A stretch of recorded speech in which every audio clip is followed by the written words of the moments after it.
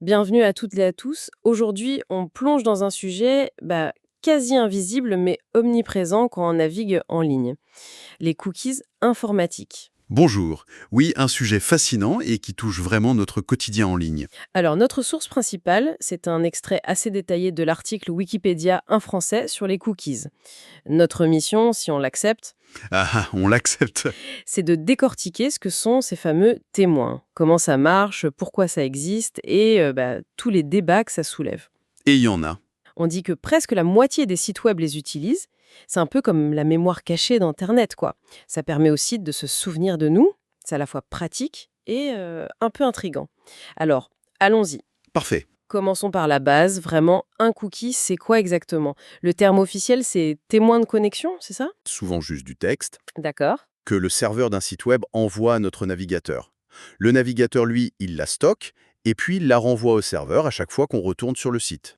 Et pourquoi faire ça? Quel est l'intérêt? Alors, la raison principale, c'est de compenser une caractéristique du protocole de base du web, le HTTP. Ce protocole est dit sans état. Sans état, ça veut dire qu'il oublie tout, tout le temps. Un peu comme une mémoire de poisson rouge pour chaque page qu'on visite. C'est une excellente image, exactement. Sans un mécanisme comme les cookies, à chaque clic, à chaque nouvelle page chargée, le serveur n'aurait aucune idée de qui on est, ni de ce qu'on a fait juste avant. Ah oui, d'accord. Le cookie, lui, il crée ce lien. Il permet de construire une session avec état. Une sorte de continuité dans la conversation entre notre navigateur et le site. Et concrètement, comment il est créé ce cookie? C'est le site qui nous l'envoie? Oui, c'est le serveur du site. Quand notre navigateur demande une page web, le serveur, dans sa réponse, il peut ajouter une instruction spéciale, dans ce qu'on appelle l'entête HTTP. L'entête HTTP, d'accord. Cette instruction, elle commence par 7 cookies, et elle contient une paire d'informations, un nom et une valeur. Par exemple, langue égale FR ou identifiant session égale XYZ 789. Ok. Le navigateur voit cette ligne, il comprend, et il enregistre cette paire nom égale valeur, souvent dans un petit fichier texte sur notre ordinateur ou dans une petite base de données interne au navigateur. Et après, il fait quoi avec cette info stockée? Après, et c'est là que c'est intéressant, pour toutes les prochaines fois où le navigateur va demander une page à ce même site, Mhm. ou à un domaine qui a été spécifié par le cookie, il va automatiquement ajouter une autre ligne dans sa propre requête, cette fois commençant par cookie, et il y met les paires non-valeurs qu'il avait gardées. Ah, d'accord. Par exemple, cookie.langue égale FR, identifiant session égale XYZ 789. Le serveur reçoit ça, il lit l'information et il peut dire « Ah, c'est l'utilisateur XYZ 789 qui préfère le français ». Ça lui permet de nous reconnaître ou de retrouver notre session en cours. Donc c'est bien le serveur qui initie le truc. Mais Ouais, j'avais cru comprendre que le navigateur pouvait aussi en créer lui-même. tout à fait. C'est une autre possibilité. Le JavaScript, c'est ce code qui s'exécute dans la page web, directement dans notre navigateur. Oui, pour l'interactivité, les animations. Exactement. Eh bien, ce code JavaScript peut lui aussi créer, lire et même modifier ou supprimer des cookies. Il utilise pour ça un objet spécial appelé document.cookie. Ça donne plus de souplesse aux développeurs web. D'accord. Et il y a une limite à tout ça? On peut stocker des tonnes de cookies Non, heureusement, il y a des limites, des recommandations techniques en tout cas. Un navigateur standard est censé pouvoir gérer au moins 300 cookies au total. 300. D'accord. Chaque cookie ne doit pas dépasser environ 4 kilooctets, ce qui est petit, c'est quelques pages de texte, et un même site ou un même domaine ne peut pas nous imposer plus de 20 cookies en principe. C'est bon à savoir. Et cette idée de cookie, ça date de quand? J'ai l'impression que ça a toujours existé sur le web. Eh bien non, c'est relativement jeune. Le concept a été adapté pour le web par un ingénieur de Netscape, Lou Montulli.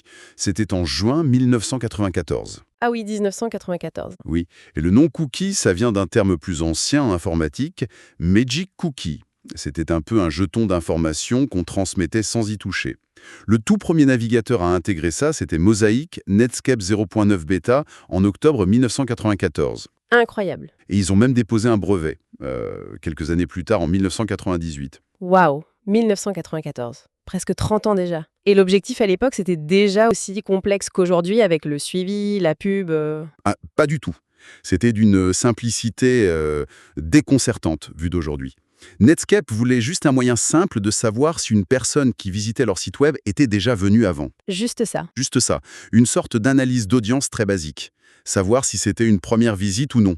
C'est fou de se dire que cette idée toute simple est devenue la base d'une partie énorme de l'économie du web, notamment la publicité ciblée qui pèse des milliards. C'est vrai que le chemin parcouru est assez dingue. Et l'idée, elle a été adoptée rapidement par les autres navigateurs? Oui, assez vite. Internet Explorer, le navigateur de Microsoft, l'a intégré dans sa version 2 dès 1995. Mais le grand public, lui, n'en a vraiment pris conscience qu'en 1996. Ah, comment? Suite à un article dans le Financial Times qui expliquait le fonctionnement. Et ce qui est intéressant, c'est que cet article soulevait déjà à l'époque des questions sur le respect de la vie privée. Donc, les inquiétudes ne datent pas d'hier. C'est fou ça, déjà en 96. Bon, alors venons-en aux usages actuels, si ce n'est plus juste pour compter les visiteurs. À quoi ils servent ces cookies aujourd'hui principalement? On peut distinguer 3 grandes catégories d'utilisation. D'accord. Premièrement, la gestion de session. Ça, c'est vraiment fondamental. Et c'est l'usage le moins controversé, je pense. C'est ce qui nous permet de rester connecté à notre compte quand on navigue sur un site, Oui. ou de garder les articles dans notre panier d'achat sur un site de e-commerce. Sans les cookies, on devrait se reconnecter à chaque page ou notre panier se viderait à chaque clic. Ah oui, ça c'est vrai que c'est hyper pratique, on n'y pense même plus. Pour le panier d'achat d'ailleurs, comment ça marche? Tout le contenu du panier est dans le cookie? Alors non, généralement pas. C'était peut-être le cas au tout début du web, mais c'est une mauvaise pratique. C'est pas sécurisé et pas très efficace. D'accord. Aujourd'hui, le plus souvent, le cookie contient juste un identifiant unique de session. Un numéro aléatoire, quoi. Et le contenu réel du panier, lui, il est stocké côté serveur dans une base de données, associée à cet identifiant. Ah, c'est plus malin. Oui, c'est beaucoup plus robuste et ça permet de gérer des paniers bien plus complexes. D'accord. Ça, c'était la première catégorie, la deuxième. La deuxième grande utilisation, c'est la personnalisation. Là, le cookie sert à mémoriser nos préférences d'affichage ou d'utilisation d'un site. Par exemple. Par exemple, la langue qu'on a choisie sur un site multilingue, ou le thème d'affichage, clair ou sombre, ou encore le nombre de résultats qu'on veut voir par page sur un moteur de recherche comme Google. Hmm. Le serveur enregistre ses choix dans un cookie et quand on revient, il lit le cookie et adapte l'interface immédiatement. C'est pour ça qu'on retrouve nos réglages. Ça aussi, c'est plutôt pratique au quotidien, ça fait gagner du temps. Bon, mais il y a une troisième catégorie, et c'est souvent là que ça coince un peu, non? Oui. La troisième catégorie, c'est le pistage, le tracking en anglais. Et c'est clairement l'usage le plus controversé, celui qui soulève le plus de débats sur la vie privée. Alors, comment ça fonctionne, ce pistage via les cookies? Le principe de base est assez simple. Quand on arrive sur un site pour la première fois et qu'on n'a pas de cookie d'identification venant de ce site, le serveur peut en créer un. Il va nous attribuer un identifiant unique, une sorte de matricule, mais anonyme en théorie. Ok, un numéro, voilà. Ensuite, à chaque fois qu'on va consulter une page sur ce même site, notre navigateur va renvoyer ce cookie avec notre matricule unique. Le serveur, lui, il enregistre, voilà. L'utilisateur, matricule 123, a vu la page A à telle heure, puis la page B. Ça lui permet de reconstituer notre parcours de navigation, mais uniquement sur ce site précis, à ce stade. Pour comprendre comment les utilisateurs se déplacent sur le site, quelles pages sont populaires, etc. D'accord. Et c'est là qu'intervient cette distinction importante entre les cookies première partie et les cookies tierce partie. C'est ça qui change la donne pour le pistage. Exactement. C'est absolument crucial de comprendre cette différence. Un cookie dit première partie, ou first party en anglais, c'est un cookie qui est créé par le site web qu'on est en train de visiter activement, celui dont l'adresse est affichée dans la barre de notre navigateur. Si je suis sur exemple.com, un cookie de exemple.com. Précisément. Ce cookie première partie, il sert généralement aux fonctions dont on vient de parler, gérer la session, mémoriser les préférences ou analyser la navigation sur ce site exemple.com. D'accord. Et le tierce partie alors? Le cookie tierce partie ou third party, lui, il est créé par un domaine différent de celui qu'on est en train de visiter. Mais comment c'est possible ça? Parce qu'une page web, ce n'est pas juste du texte. Elle contient souvent plein d'éléments qui sont hébergés ailleurs sur d'autres serveurs, des images, des vidéos intégrées, des boutons j'aime ou partager, des polices de caractères spéciales. Ah oui. Et surtout, très souvent, des scripts fournis par des entreprises tierces, des régies publicitaires, des plateformes d'analyse d'audience comme Google Analytics, des outils de chat. Quand notre navigateur charge la page exemple.com, il charge aussi ses éléments externes. Et ces éléments externes peuvent eux aussi demander au navigateur de déposer un cookie. Mais ce cookie appartiendra au domaine de la régie pub ou de la plateforme d'analyse, pas à exemple.com. Ah, je vois. Et c'est comme ça que le pistage peut se faire d'un site à l'autre. Exactement. C'est le nœud du problème pour la vie privée. Imaginez une grosse régie publicitaire. Elle a des contrats pour afficher des pubs sur des milliers de sites web. Un site d'actualité, un site de voyage, un site de vente en ligne, un blog. Ok. Si on visite successivement ces 3 sites, et que sur chacun d'eux, il y a un élément, une pub invisible, un script de cette même régie, alors cette régie va pouvoir déposer et lire son propre cookie tiers. Le même cookie sur les 3 sites. Ah oui. Du coup, la régie peut nous reconnaître et nous suivre discrètement d'un site à l'autre. Elle compile notre historique de navigation à travers tous les sites où elle est présente. Et là, elle peut commencer à déduire nos centres d'intérêt. Ah, il lit des articles sur le sport, visite des sites de voyage pour l'Italie et regarde des chaussures sur ce site marchand, nos intentions d'achat, etc. Pour construire un profil marketing. Et même si ce profil est censé être anonyme, sans mon nom directement, j'imagine qu'il peut devenir extrêmement précis et personnel, finalement. Tout à fait. La précision peut être telle que ça pose de vraies questions. Ce profilage permet ensuite de nous afficher des publicités dites ciblées. C'est le moteur économique de beaucoup de services gratuits sur le web. Mais cette collecte massive d'informations sur nos habitudes, souvent sans qu'on en ait vraiment conscience, a logiquement conduit à des réactions et à des tentatives de régulation. Oui, justement, parlons-en. Quelles sont les règles cadrées? On entend souvent parler du RGPD en Europe. Est-ce que ça concerne les cookies? Alors oui, indirectement, mais la réglementation spécifique aux cookies en Europe vient surtout d'une autre directive, appelée e-privacy, ou parfois directive cookie. Elle date de 2002 et a été mise à jour. Elle travaille en tandem avec le RGPD. Et elle dit quoi, cette directive e-privacy? En substance, elle exige qu'on obtienne le consentement de l'utilisateur avant de déposer ou de lire des informations sur son appareil, comme les cookies. Sauf si ces informations sont strictement nécessaires pour fournir le service qu'il a demandé. Strictement nécessaire, c'est quoi ça? Typiquement, le cookie qui permet de rester connecté ou celui qui garde le panier d'achat actif pendant la visite, ceux-là sont généralement exemptés de consentement. Mais tous les autres... Comme ceux pour la pub ciblée ou même l'analyse d'audience? Exactement. Pour cela, la directive e-privacy, renforcée par les exigences du RGPD sur le consentement, demande un accord qui soit libre, spécifique, éclairé et univoque. En clair, on doit savoir pourquoi on nous demande notre accord et on doit pouvoir dire oui ou non de manière simple et claire avant que le cookie soit utilisé. C'est de là que viennent tous ces bandeaux de consentement qu'on voit partout sur les sites. Oui, c'est la manifestation la plus visible de cette règle. Mais bon, leur mise en œuvre est souvent très critiquée. Ah oui. Pourquoi? Parce que beaucoup sont conçus de manière à nous pousser vers le bouton « Tout accepter ». Les options pour refuser ou pour choisir quel type de cookie on accepte sont souvent cachées, compliquées, il faut plusieurs clics. Ce n'est pas vraiment un choix simple et clair. C'est vrai que c'est souvent le parcours du combattant pour refuser. Et puis, il y a le phénomène des cookie walls. Des sites qui disent « Si vous n'acceptez pas nos cookies, vous ne pouvez pas accéder au contenu ». Ah oui, ça c'est frustrant. C'est légal, ça? C'est une question complexe et débattue.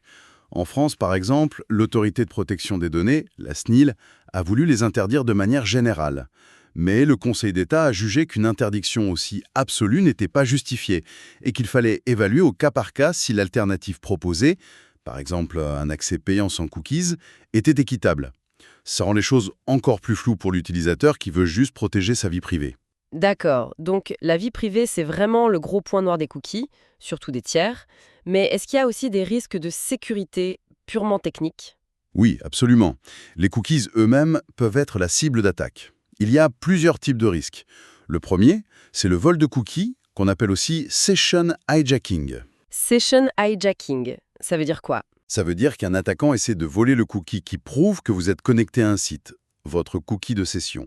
S'il y arrive, il peut utiliser ce cookie pour se faire passer pour vous sur le site, accéder à votre compte, etc. Gloops. Et comment il pourrait le voler? Une méthode classique, c'est d'écouter le trafic réseau, surtout si on est connecté sur un réseau Wi-Fi public non sécurisé, comme dans un café ou un aéroport. Si la connexion entre notre navigateur et le site web n'est pas chiffrée, c'est-à-dire si ce n'est pas en HTTPS, Le petit cadenas vert ou gris dans la barre d'adresse. voilà. S'il n'y a pas ce cadenas, les informations, y compris les cookies, circulent en clair sur le réseau. Quelqu'un d'un peu équipé peut les intercepter. C'est pour ça qu'il existe un attribut spécial pour les cookies, l'attribut Secure. Hein? Et il sert à quoi? Il dit simplement au navigateur « N'envoie ce cookie que si la connexion est sécurisée, en HTTPS ». Ça protège contre ce risque d'interception sur le réseau. La plupart des sites importants l'utilisent aujourd'hui pour les cookies de session. D'accord, donc vive le HTTPS et l'attribut Secure. Mais j'imagine qu'il y a d'autres menaces. Oui. Une autre menace courante, c'est le cross-site scripting, souvent abrégé en XSS. C'est plus sournois. Là, l'attaquant ne cherche pas à écouter le réseau, mais à injecter un petit bout de code malveillant, un script, dans une page web d'un site légitime. Comment ça, injecter du code? Par exemple, en postant un commentaire sur un blog qui contient ce script, ou en trouvant une faille dans le site qui lui permet d'insérer du code dans la page qui sera affichée aux autres visiteurs. Quand une victime visite cette page piégée, le script malveillant s'exécute dans son navigateur. Et qu'est-ce qu'il peut faire, ce script? Il peut essayer de faire plein de choses, mais notamment, il peut tenter de lire les cookies associés au site légitime, y compris le cookie de session, et de les envoyer discrètement à l'attaquant. Ah oui, c'est vicieux. Est-ce qu'on peut se protéger contre ça? Oui, il y a une autre mesure de protection pour les cookies, l'attribut HTTP Only. Un cookie qui a cet attribut ne peut tout simplement pas être lu par du code JavaScript exécuté dans la page. D'accord. Donc, même s'il y a une faille XSS sur le site, le script malveillant ne pourra pas accéder à ce cookie spécifique HTTP Only. C'est très important pour protéger les cookies sensibles comme ceux de session. Secure et HTTP Only, deux attributs à retenir pour la sécurité des cookies. Y a-t-il d'autres risques? De stocker une information importante et modifiable directement dans le cookie lui-même. Comme quoi, par exemple? Imaginons un site e-commerce qui stockerait le prix total du panier dans un cookie avant le paiement. Un utilisateur un peu technique pourrait essayer de modifier la valeur de ce cookie dans son navigateur, mettre un prix plus bas et ensuite envoyer la requête de paiement au serveur. Et ça marcherait? Si le serveur est mal conçu et fait confiance aveuglément à la valeur du cookie, sans vérifier côté serveur, oui, ça pourrait marcher. C'est une autre raison pour laquelle on ne met généralement que des identifiants sans signification intrinsèque dans les cookies. Et on garde toutes les données importantes et sensibles, comme les prix, les droits d'accès, bien au chaud côté serveur. On comprend mieux pourquoi il faut être prudent avec ce qu'on met dans un cookie. Et à part la sécurité et la vie privée, est-ce qu'il y a d'autres inconvénients ou limites aux cookies? Oui, il y a quelques autres points. Par exemple, un cookie, c'est identifier un navigateur sur un appareil, pas une personne physique. Si plusieurs personnes utilisent le même ordinateur et le même compte utilisateur, dans une famille, un cybercafé, elles partagent les mêmes cookies. Donc, l'identification ou la personnalisation basée sur les cookies devient moins fiable. Ah oui, c'est vrai. Et puis, il y a parfois des comportements qui peuvent sembler contre-intuitifs pour l'utilisateur. Par exemple, si on ajoute un article au panier, l'info est sauvée dans le cookie de session, et qu'ensuite on utilise le bouton précédent du navigateur pour revenir en arrière, l'article reste dans le panier. Parce que le cookie, lui, n'a pas été modifié par l'action précédente. Ça peut parfois surprendre. D'accord. Bon, avec toutes ces controverses sur la vie privée, les risques de sécurité, quel est l'avenir pour les cookies tiers, surtout pour les cookies tiers qui sont au cœur du pistage publicitaire? On entend beaucoup parler de leur disparition prochaine. Oui, c'est le grand sujet brûlant du moment dans le monde du web et de la publicité en ligne. Des acteurs majeurs, et notamment Google avec son navigateur Chrome qui est ultra dominant, Oui. ont annoncé leur intention de bloquer par défaut les cookies tiers à terme. Apple le fait déjà en grande partie dans son navigateur Safari. Firefox aussi a des protections renforcées. C'est un véritable séisme pour toute l'industrie de la publicité en ligne qui s'est construite autour de ces cookies tiers. Ils cherchent désespérément des alternatives. Mais alors, si ces cookies tiers disparaissent, est-ce que ça signifie la fin du pistage publicitaire sur le web ou est-ce que ça risque juste de déplacer le problème ailleurs? C'est toute la question et elle est complexe. Beaucoup d'observateurs craignent que ça ait un effet paradoxal, que ça renforce en fait le pouvoir des géants du web, les GAFAM, Google, Apple, Facebook Meta, Amazon, Microsoft. Ah bon? Pourquoi? Parce que ces géants, eux, ils ont déjà accès à d'énormes quantités de données dites première partie, quand on est connecté à notre compte Google pour utiliser le moteur de recherche, Gmail, YouTube, ou à notre compte Facebook, Instagram, ou sur l'écosystème Apple. Ils collectent énormément d'informations sur nos activités au sein de leur propre service. Ils ont moins besoin des cookies tiers pour nous profiler et nous cibler. En bloquant les cookies tiers, ils coupent l'herbe sous le pied de leurs concurrents plus petits, d'autres régies pubs, des éditeurs de sites indépendants, qui, eux, dépendaient beaucoup de ces cookies pour le ciblage. Ah oui, vu comme ça. C'est un avantage concurrentiel potentiellement énorme pour eux. Exactement, c'est une des grandes craintes. Et du coup, quelles sont ces fameuses alternatives aux cookies tiers que l'industrie cherche? Est-ce qu'il existe d'autres moyens techniques de nous suivre, même sans cookies? Malheureusement pour notre vie privée, oui. Il existe plusieurs autres techniques, certaines anciennes, d'autres plus récentes ou sophistiquées, et certaines sont potentiellement encore plus difficiles à contrôler pour l'utilisateur. Ah oui. Lesquelles, par exemple? On peut en citer plusieurs. Il y a d'abord des méthodes un peu historiques, qui ont leurs limites, utiliser l'adresse IP pour essayer de reconnaître un utilisateur. Mais les adresses IP peuvent changer, IP dynamiques, être partagées, derrière une box Internet ou dans une entreprise, ou masquées par des VPN ou des proxys. Donc c'est pas très fiable. D'accord. On peut aussi intégrer des identifiants de suivi directement dans l'URL des pages, ce qu'on appelle les query strings. C'est simple, mais c'est visible dans la barre d'adresse, ça peut être copié et partagé accidentellement, et ça pose des problèmes de sécurité, comme la fixation de session. Ok. On peut utiliser des champs cachés dans les formulaires web pour passer des informations de page en page. C'est un peu similaire à l'URL, mais moins visible si on utilise la méthode POST. Hmm. Et ensuite? Ensuite, il y a des techniques qui exploitent des fonctionnalités du navigateur lui-même de manière parfois détournée. Le fameux window.name en JavaScript. C'est une propriété d'une fenêtre de navigateur qui peut stocker une assez grande quantité de données et qui, curieusement, persiste même quand on navigue d'un site à un autre dans le même onglet. Certains l'ont utilisé pour faire du suivi intersite, ce qui pose de gros problèmes de vie privée. Ah oui, ça a l'air technique, mais potentiellement puissant. L'authentification HTTP de base, où le navigateur renvoie un identifiant et un mot de passe, pourrait techniquement être utilisé pour suivre quelqu'un, mais c'est rare. Il y a eu aussi les objets locaux partagés, souvent appelés Flash Cookies, liés à la technologie Adobe Flash. Ils permettaient de stocker plus d'infos que les cookies classiques et étaient gérés séparément, ce qui a créé de la confusion. Mais Flash est en déclin, donc cette technique aussi. D'accord. Et les technologies plus modernes? Le HTML5 a apporté des choses? Oui, et c'est important. HTML5 a introduit le stockage web, avec deux mécanismes principaux, Local Storage et Session Storage. Quelle est la différence? Le CAN Storage permet de stocker des données de manière persistante dans le navigateur, même après qu'on l'ait fermé et rouvert. Session, lui, ne garde les données que pour la durée de la session de navigation, tant que l'onglet ou la fenêtre est ouvert. Et ça remplace les cookies? Pour certains usages, oui. L'avantage, c'est qu'ils peuvent stocker beaucoup plus de données, plusieurs mégaoctets, et que ces données ne sont pas envoyées automatiquement avec chaque requête HTTP au serveur, ce qui économise de la bande passante. C'est très utile pour stocker des préférences d'application, des données hors ligne, mais certains craignent qu'ils puissent aussi être détournés pour faire du suivi, même si ce n'est pas leur but premier. Ils sont généralement cloisonnés par domaine, comme les cookies première partie. D'accord. J'avais entendu parler d'une technique qui semble encore plus invisible et redoutable, l'histoire de l'empreinte digitale du navigateur. Ah oui, le browser fingerprinting.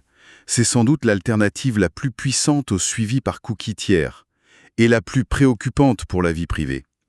Parce qu'elle fonctionne sans rien stocker sur notre ordinateur.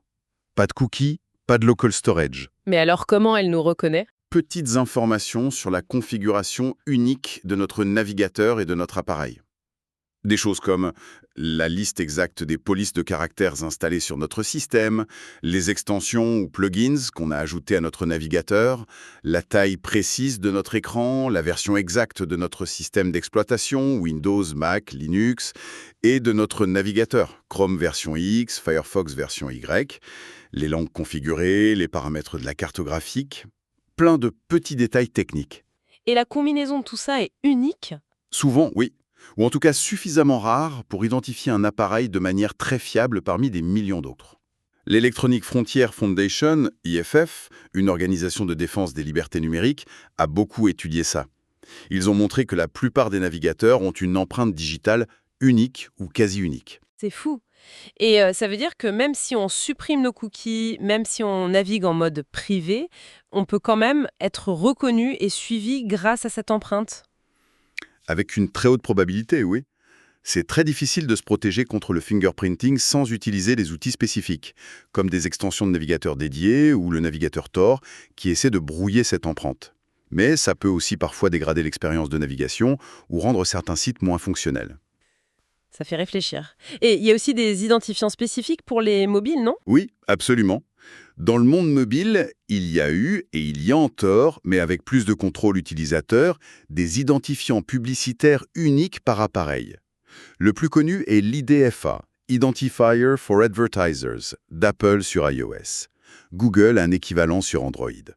Ces identifiants permettaient un suivi très précis des utilisateurs à travers les différentes applications mobiles. Apple a récemment mis en place un système, l'App Tracking Transparency ou ATT, qui demande explicitement le consentement de l'utilisateur avant qu'une application puisse accéder à cet IDFA, ce qui a aussi pas mal secoué l'écosystème publicitaire mobile. Donc, le message qu'on retient, c'est que la fin annoncée des cookies tiers, c'est peut-être une bonne chose pour la transparence sur un type de suivi, mais ça ne signifie absolument pas la fin du suivi en ligne. Les méthodes évoluent, elles deviennent peut-être même plus discrètes, plus difficiles à percevoir pour nous, utilisateurs. C'est exactement ça. Le jeu du chat et de la souris continue. Bon, si on devait essayer de résumer tout ce qu'on s'est dit. Les cookies, à la base, c'est né d'un besoin technique simple. Donner un peu de mémoire à ce protocole HTTP qui oubliait tout. Tout à fait. Et ils sont devenus indispensables pour plein de fonctions qu'on trouve normales et pratiques aujourd'hui. Rester connecté, sauvegarder nos préférences, gérer un panier d'achat. Sans eux, le web serait bien moins fluide. Oui, mais cette capacité à mémoriser, et surtout la possibilité de partager ces mémorisations entre différents sites via les cookies tiers, ça a ouvert la porte à un suivi à très grande échelle de nos habitudes de navigation. Exactement. Et ce suivi alimente toute une économie publicitaire basée sur la construction de profils comportementaux très détaillés, ce qui soulève inévitablement de sérieuses questions éthiques et légales sur notre droit à la vie privée, sur le contrôle qu'on a ou qu'on n'a pas sur nos données personnelles. Comprendre un peu mieux comment ça marche, faire la différence entre cookies première partie et tierce partie, savoir qu'il existe des attributs comme Secure ou HTTP Only qui ajoutent de la sécurité, ça nous donne quand même quelques clés, non? Pour naviguer de façon un peu plus consciente et peut-être mieux utiliser les réglages de confidentialité de notre navigateur. Oui, bien sûr, c'est essentiel d'avoir ces notions en tête. Ça permet de mieux comprendre les enjeux derrière les bandeaux de consentement, par exemple. Mais il faut aussi rester lucide. Le paysage technologique évolue très vite. C'est certain. La disparition annoncée des cookies tiers, c'est une étape importante peut-être. Mais les alternatives, comme le fingerprinting dont on a parlé, ou l'utilisation détournée possible du stockage local, sont déjà là. Et elles posent de nouveaux défis, notamment en termes de transparence. Comment savoir qu'on est suivi si aucun cookie visible n'est déposé? Comment contrôler quelque chose qu'on ne voit pas? Et ça nous amène peut-être à une dernière réflexion, une question un peu ouverte pour conclure. Si le suivi persiste, peut-être sous des formes encore moins tangibles, moins compréhensibles que les cookies, comment est-ce qu'on pourra imaginer demain un contrôle utilisateur qui soit réellement efficace? Comment garantir qu'on puisse encore faire des choix éclairés sur l'utilisation de nos données personnelles quand les mécanismes deviennent si complexes, si opaques? C'est la grande question pour l'avenir de notre vie numérique, je crois. Comment trouver le bon équilibre entre les services personnalisés, le financement des contenus en ligne et le respect fondamental de notre vie privée et de notre autonomie? Il n'y a pas de réponse simple. Une question qui restera ouverte en effet. Merci beaucoup pour cet éclairage très complet sur le monde finalement pas si simple des cookies. Merci à vous, c'était passionnant d'en discuter.